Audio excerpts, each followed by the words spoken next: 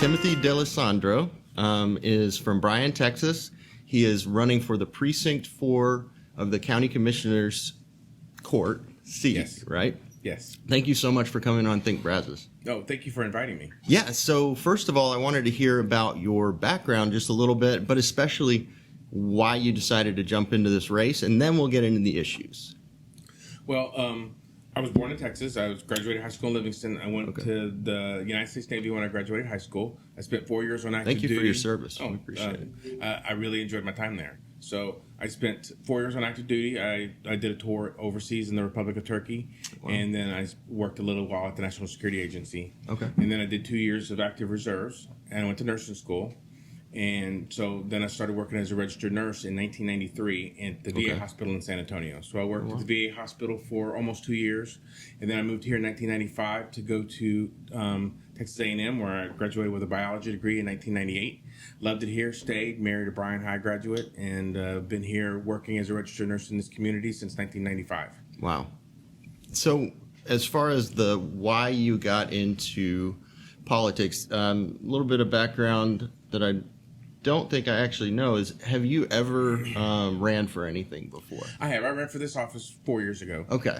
So as we were coming to the deadline to file, I noticed that no one was filing on the Republican side, Right. and I really felt like that there's enough important issues going on in Brazos County right now that are going to shape our future for the next several decades that we needed to have a contested election. Yeah. So the ideas need to be hashed out. That's so fair. we can have a choice. That's fair. Now, this Precinct 4 is fairly heavily registered Democrat. Is that right? I think there are four. So there are four county commissioners and then the county judge, and it is pretty obvious that they drew this precinct to be a more Democrat precinct. Okay. But it's a mixed precinct. So you've got a lot of the Bryan inner city core, but you've also got a lot of the county. And so the whole eastern part of the county, and so you've got a lot of rural people out in the county as well. Okay. So it is a pretty decent mix. Oh, okay. Almost every zip code in Brazos County except for one, I think, is in our precinct. And we go down into College Station.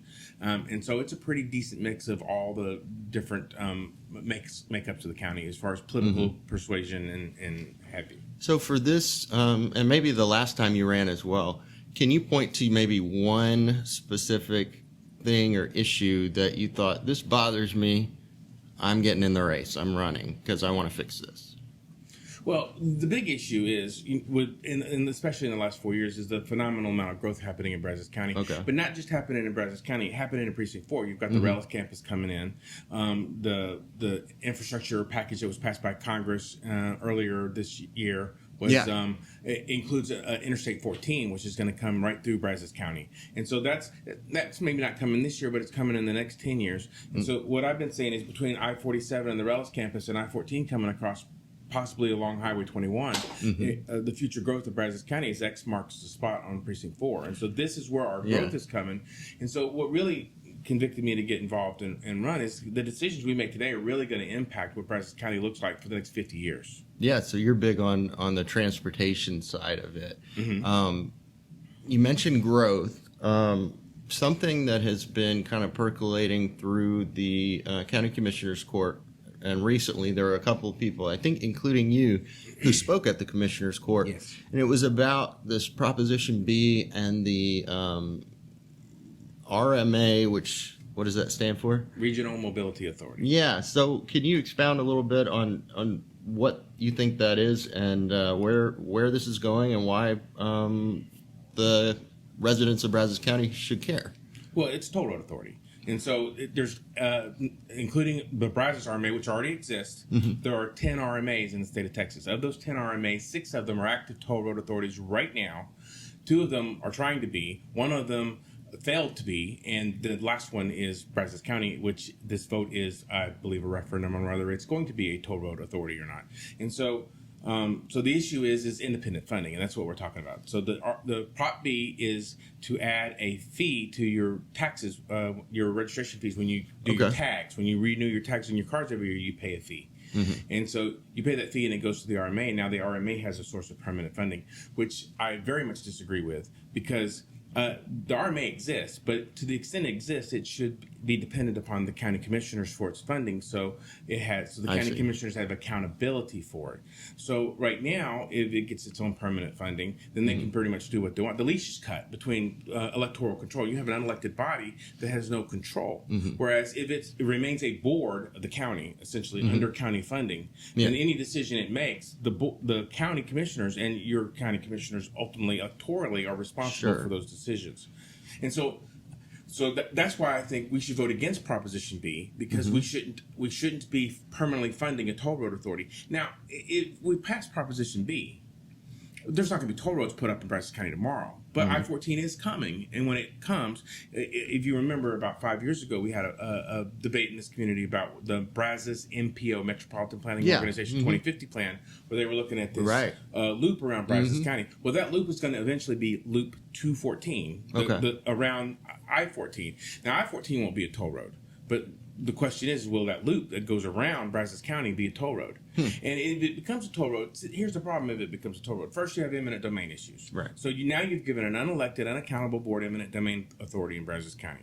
So they can do eminent domain, and they're not accountable to voters because that leash is cut with the independent funding, which is what this proposition's trying to give them. Okay. That's one thing. But now you've got owners that are not only subject to eminent domain of their property for this loop, now they're landlocked. Because if there's not a toll road, then this loop's going to have 40 exits. Every little community to the left and right has their own little off-ramp. Right. And so if they do eminent domain my property, well, at least I have an exit here so I can have a convenient access to the loop to get back and forth to work and what have you. So do you live near where that loop's supposed to be going? Well, I live out in the county, yes. Okay. I mean, pretty much if you live out in the county, this is what it's going to do. It's going to circle around the county. But my big point is, if it becomes a toll road, you have to control access to a toll road so that you can control the fees coming off and on. So now, instead of 40 exits off and on this loop, you have 10. And with those 10 exits, the nearest exit might be 5 miles from you. So now you might have a highway literally in your backyard, but you can't use it because the nearest exit's 5 miles away. I see. Or the nearest on-ramp is 5 miles away. And so those are the kind of issues we can eliminate by not creating a toll road. And so how we do that, I believe how we keep that from being a toll road in 10 years is not giving the RMA permanent funding today. What if someone came to you, and a lot of people make this argument, that with toll roads, the neat thing about them is that you're not being taxed for a road that you never use for the ones who are never going to use that toll road, that only the people using the road are effectively being taxed. I mean, how do you balance that if... because it becomes a regressive tax, and that's especially important for Precinct 4. So what I've been saying is there should be bipartisan support against toll roads. If you're a Republican, you don't want the eminent domain issues that come with an unelected body having eminent domain issues. But if you're a Democrat, you're supposed to be opposed to regressive taxes. And the poorest people in the county are the ones who can least afford to have to pay to go to work each way every day. And so what ends up happening is the poorest people in the county can't afford to use the toll roads, and so they're not going to. And so now you have all these toll roads going to the county that if you're rich enough to take advantage of them, the highway system's a great system for you in Brazos County. But if you're not, then you've got to travel along all the back roads to get to work. And now you have a two-tiered system for our roadway system in this county, where if you're not economically advantaged, you're on the wrong side of that tier system. And we should not be creating two tiers of travel patterns for our county. That's just from a Democratic perspective. I'm not the Democrat nominee, but from a Democrat perspective, that's wrong. Now, what about the rebuttal that I've heard from the head of the RMA itself that says there's zero chance? I actually talked to him one-on-one, and he said there is zero chance this will ever be a toll road authority or that the loop will be a toll. Well, here's the problem with that. His term is up in 6 months. In 6 months, his term gets replaced from the governor. So the leader of the board is always nominated from Austin, and then you have local people. But those decisions aren't being made today. Those decisions are going to be made when the loop comes in 10 years. He can say what he wants. In order to get this passed, he has to say there's no toll roads, because he's right. There's no political will in Brazos County for toll roads. If we understand that this is a referendum on toll roads, and it is, this is going to go down in defeat, like it should. So he has to say, oh, no toll roads. But he's not going to make that decision. That decision is going to be made by this board, by this RMA, 5 years from now with a completely different board, with completely different members. And he, no matter what he says today, he can't speak for the decisions that are going to be made by this future board. Sure. The only way to keep this future board accountable is to keep it under county control, and that's to not give it independent funding. So effectively, your concern is about the, if this is even a word, inaccountability, or that the fact that the RMA won't be directly accountable to the people from the commissioner's court. That's your concern, and that it could be twisted over time to then become something. It does with every other RMA in the state. It has. RMA is synonymous with Toll Road Authority in the state. We Sure. can say that that's not what we're doing here, but that would be an exception. And so why would you take the chance on that? But there's two other issues here. First, the RMA has now said, I've listened to an interview he did on WTW where he said, oh, this is only going to be motorized vehicles and it's not going to be semi-trailers. If you go to the As far as the fee. The fee. No, it's on every tagged vehicle in the county, including trailers and semi-trailers. And that, don't take my word for that. The RMA says that. They have a document on their website that says Brazos Moving Forward 2021. On page 2, in the footnote, and I have that linked on my website, timothyforbrazos.com. There's a blog post about me responding to that, and I have the link there. Okay. But on page 2 of the footnote that the RMA put out, it said they talked to the Texas Transportation Authority, and they said they would have to charge the fee on every tagged vehicle. It's every trailer and semi-trailer. So, for example, my wife and I, we have a truck, we have a car, we have a trailer, and a horse trailer. So that's, now we're paying this fee 4 times. Yeah. So, okay, it's fine, $40. No, it's not $40, it's $80, because if you look at the legislation, on the bill, when you go to vote, it's going to say, in accordance with the Texas Transportation Code, and there's a section there. If you go to that section and you look, it says, once it's approved by voters, the Commissioner's Court can vote in a county with under 750,000 people, so it's trying to describe Brazos County, the Commissioner's Court can vote to raise the fee to $20. So once the voters vote for it, so they're saying it's $10 now, but once it's voted in, the Commissioner's Court can raise it to $20, and then it's per every vehicle. So they say, oh, it's only $10. Well, for my family, it's $80 a year. Yeah, So that's a good point.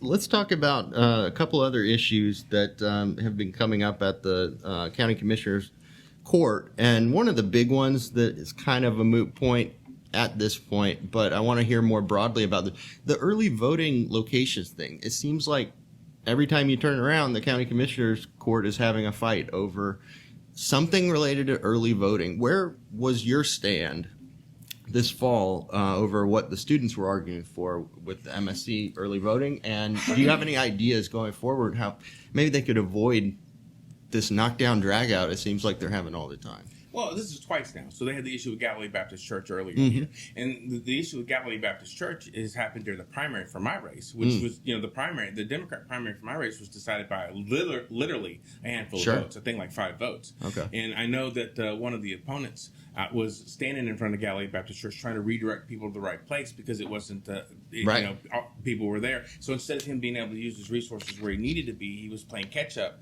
from Galilee Baptist Church being closed. And that may have determined the outcome of the opponent in my race. I see. And so that's one issue. Now you move forward to the Memorial Student Center, which they feel upset that the decision was made while they were out of town. And then when they come back and they tried to petition the court, it was cricket. So, they admit the court made a mistake, but we'll take care of it next year. And so here's my take on it. The court's already admitted they made a mistake. That they feel, that not me, it's not me saying that. The court, the commissioners on the court have said that they feel like they made a mistake and that they're going to re-implement MSC as an early voting location in future years. Well, why not fix it now? There are emergency measures to fix it now. What did it hurt to fix it now? This is my real complaint. You've got students who are getting involved, and mind you, the organization getting involved tends to be a Democrat organization. Right. So this, it's not in my interest to say, hey, let's get the Democrats out to vote. Theoretically, although I would hope that they would vote for me, but you've got these young college kids who are motivated enough to miss their classes and come petition the court like 4 or 5 weeks in a row. This is my point. They say you can't fight City Hall, but that's silly. If they were going to make this change, and they're going to make this change, why not make it now? Right. What would it have hurt? What would it have hurt to let these people win? And honestly, I think it's a couple of minor bruised egos. And I think, we need to be looking out for our citizens more than we need to be looking out for our bruised egos. Yeah. So beyond that, another one that popped up during the primaries a lot and may still be doing the same is wrapped up in this funds from the government. Some people call them ARPA funds, and what you can use them for. But there's there has been a big debate about this, whether Brazos County should be facilitating building a medical examiner's office, which, if I understand it right, is a coroner's office where they do the determinations of how someone died. Yes. Do you think that's an important thing to spend this money on or not? No, I think it's an important thing. I don't think we should be spending this money on it. Okay. So first off, let me tell you what my philosophy on things like this is. This is the philosophy going on with the court on the medical examiner's office, and I disagree with it. They're like, well, if we build it, they will come. Robertson County, Madison County, they'll bring people over. But you can have a regional coroner's office. Yeah. And so if we're going to build it, then why didn't we get buy-in up front? Why didn't we go to Madison County and Robertson County and say, you put in 5%, you put in 5%. So we have some guarantee of funds instead of let's build it and see if we can cover it later. Because that's how you end up eating tax dollars and eating big losses. Because this is, not a profitable, it's not going to be a profitable thing. It's going to cost money. But here's my biggest concern. We're going to spend $24 million on this and then millions of dollars a year to maintain it. And it's not going to have a lab. If it's not going to, so what we're saying is the backlog, we do our autopsies right now in Travis County. So we're saying the backlog for autopsies is such that we could fix that if we have a medical examiner's office here. But if we're not going to do the lab work, we're going to get our autopsies back and wait just as long for the lab work. And so they're really not building a lab. They're not building a lab, and there's no plans. They're not even like making space in the building to build the lab later. They're just going to outsource that. Well, if you're going to outsource that, why not outsource the autopsies like we're doing now? Why not save this money and use these ARPA, the American Resource Plan Act funds, for something more pivotal to the county? And so that's my other concern is opportunity cost. What are we losing by having the medical examiner's office? And I want to come back to it because there's one more issue I want to talk to you about the office going forward. Yeah. So what we're losing is, what we need to look for. So the idea behind the ARPA funds is to invest in the community, even in infrastructure, to make up for some of the losses that happened because of COVID. Got it. One of the biggest losses we had because of COVID in this community is Rock Prairie Behavioral Health closed. And so Brazos County does not have an inpatient mental health facility right now. And I'm telling you right now, as a registered nurse who works in this community, we sorely need an inpatient behavioral health facility. I can understand that. We've got the college with the kids, and we've got all these kids who've been locked down for 2 years and are now going to college for the first time.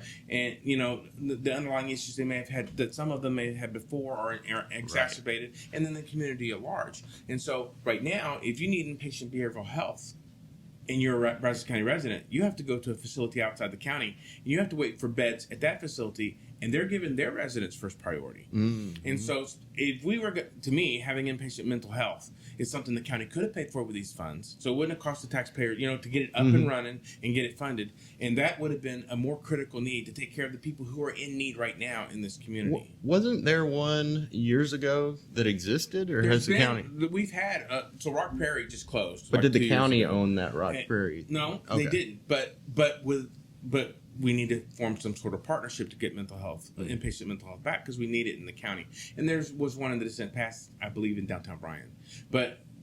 So that we've had mental health before, inpatient mental health before, but we don't now. And it is a critical need for this county. So one way or the other, whether it's with the indigent care funds or the ARPA funds or something, I believe that's going to have to be addressed at the county level in the next couple of years. But now I want to circle back to the medical examiner's office. Right now, or if we make a determination that an autopsy needs to happen, it needs to be done by our JPs. So one of the jobs of the Justice of the Peace is to do inquest, to make a determination whether someone needs an autopsy. Once we have a medical examiner, so the state law talks about this, and so you have the role of a medical examiner. And if the county doesn't have a medical examiner, then that role goes to the JP. But once you have a medical examiner, there's a third little section that says, once you have a medical examiner, all the roles we gave the JP for this are hereby wiped away. They're no longer allowed to do those jobs. So the moment we hire a medical examiner, the JPs can no longer do inquests by law. And so one of the things they haven't taken into account is who's going to do those inquests, because the medical examiner we hire isn't going to be available 24/7. Right. So now we have to hire 3 to 5 people to do shift work, to be available 24/7 to do inquests. Wow. And none of that's budgeted. None of that was I went to the commissioner's court meeting where they had the presentation. None of that was put into the presentation. Those aren't minimum wage jobs. These are going to be bachelor degree people with medical training, and so and you're going to have to hire those on a shift work rotating formation. So now not only are we spending this money now, and not only are we spending money going forward without the lab work, now we're taking a job that we're already paying for. We're paying our JPs to do that. And now we're having to hire completely new roles for those jobs on the county budget. So with the very little time that we still have left, I did kind of want to hear just your summary. You've talked about a lot of details here today, but overall, why do you feel that you're the best choice for Precinct 4? Well, I want to talk about one more thing because it ties into why I think, and that's the property tax debate going on right now, and with whether we're going to have no new revenue or how we're going to. So there's 3 different rates going on right now. So property taxes skyrocketed. So property taxes is rate times valuation. Right. The valuation skyrocketed so much that the plan is to drop the rate by a penny, and it's still going to raise $15 million more this year than last year. Right. And so what we need, if we dropped it by 1 penny, then the county pockets $8 million more than the current budget. If we drop it by 4 cents, which I think the commissioners who aren't showing up want to do, then it balances the budget. No new revenue is dropping it by 6 cents. And it still raises $3.5 million. No new revenue doesn't include the new construction and stuff, which would bring more money in. So if we dropped our tax rate by 6 cents and multiplied it by the current valuations we have, the average taxpayer would pay nothing. But some would pay more, some would pay less. But here's the thing: if you're a senior and the valuation part's locked, and we lower the rate 6 cents, then that's a real property tax cut. And right now, when people are having hard times, the ability to be able to tell our seniors, we're talking about giving our county employees a 7.5% raise because the economy is tough right now. Yeah. If you're on a fixed income and you're a senior, the economy is really tough right now. So if we could talk about, so I hope this no new revenue thing goes through, because if this no new revenue thing goes through, it is a real property tax cut for our seniors on a fixed income. Wow. And so I think this is where one of the most important reasons why do I want to be elected to this position. Precinct 4 is currently in favor of the $15 million. The Precinct 4 commissioner is currently in favor of the raising $15 million more than last year. So she's a vote in favor of the property tax increase. I would be a vote for no new revenue, and so that changes the vote on the council on the commissioner's court from a 3-2 vote in favor of property tax increases to a 3-2 vote to hold the line. And I really think that that's what you're going to see going forward. And I think that's a big difference in this race is, are we going to see property taxes, a vote to increase property taxes going forward, or a vote to hold the line on property taxes? And I'm definitely a vote to hold the line on property taxes. Okay. So if someone wanted to get in touch with you, I think you mentioned your website earlier. But can you repeat that so that we can, that the listeners can hear this as far as how to get in touch? So my website's timothyforbrazos.com, Timothy, F-O-R, My email is timothy@timothyforbrazos.com. Gotcha. And I'm going to say my phone number twice. This is my cell phone number, 979-575-6204. Okay. 979-575-6204. I'm available. You can call me or text me on my cell. Perfect. Anything else you want to add? I just ask you for your vote. I think that our exciting times are coming to Brazos County. I think the decisions we make now are going to affect our future, and I'm excited about the future in Brazos County, and I want to make sure that growth matches the needs of our citizens. Perfect. Well, this has been Timothy Delasandro, and you've been listening to Think Brazos. Thank you very much. Thank you.